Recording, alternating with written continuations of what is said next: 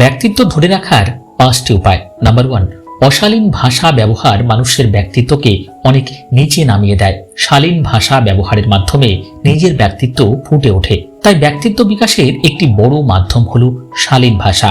Number 2, ছোট হোক বা বড় হোক সবাইকে তার প্রাপ্য সম্মান দিতে হবে। অনেকের ধারণা সম্মান দিতে গিয়ে সে নিজে ছোট হয়ে যাবে।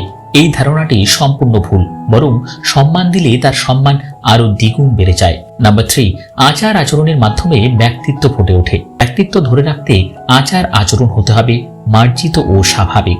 নাম্বার 4, ক্রোধের কারণে মানুষের ব্যক্তিত্ব নষ্ট হয়ে যায়, তাই অতিরিক্ত রাগ বা অতিরিক্ত ক্রোধ নিয়ন্ত্রণ করতে শিখুন।